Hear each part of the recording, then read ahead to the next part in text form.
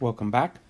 This is an Aleks training video on writing Lewis structures for a molecule with one central atom and no octet rule exceptions.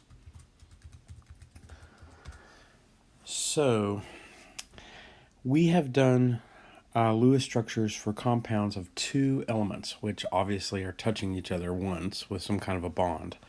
If you have three or more, you are going to need a central atom that is kind of acting as the hub of a wheel where all of the other elements are going to be attaching to it.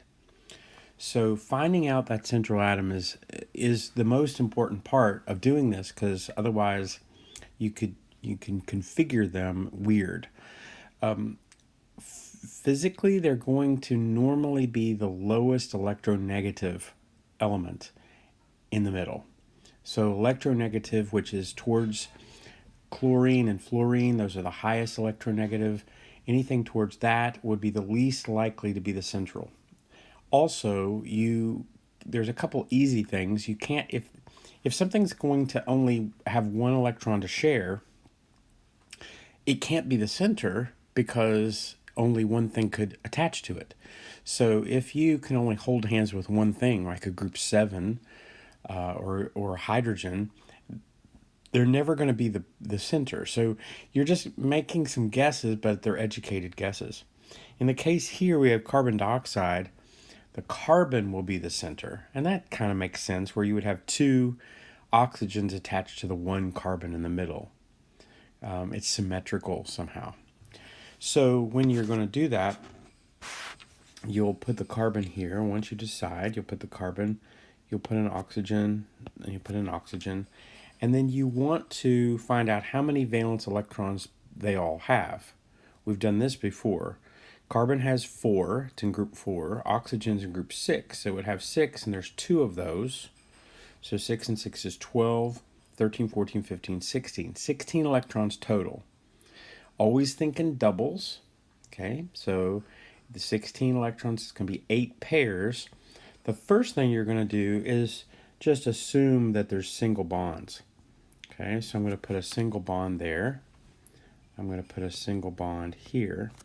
All right, if there's 8 total pairs, now there's 6 total pairs. So 6 totals.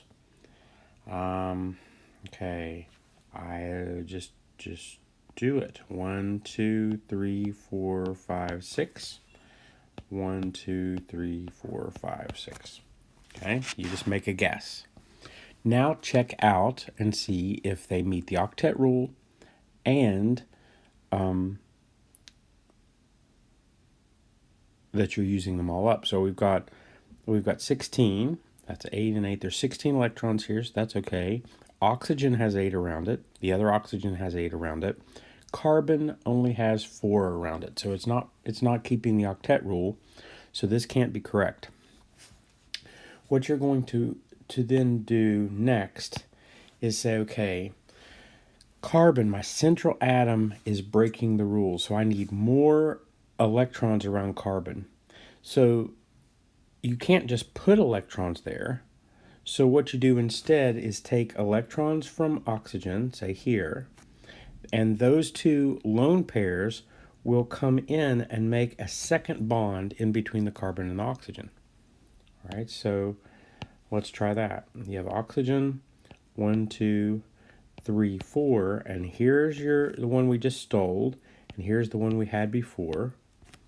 So we have oxygen, that double bond counts for oxygen, so it's 1, 2, 3, 4, 5, 6, 7, 8.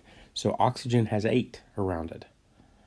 And you can see that 8 and 8 is 16. We have 16, so if you did that again on the other side, where you have a double bond on the other side, carbon now has 8. Both oxygens now have 8. Okay, so this is a double bond. So if you are then doing it, you can either do it this way with the dots, or remember that 2 electrons equals a bar.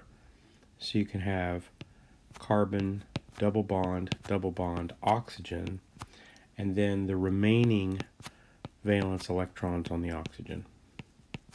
Okay, so counting for carbon, I have 1, 2, 3, 4, 5, 6, 7, 8. Counting for oxygen, 1, 2, 3, 4, 5, 6, 7, 8. Oxygen, 1, 2, 3, 4, 5, 6, 7, 8. Okay? Thank you very much.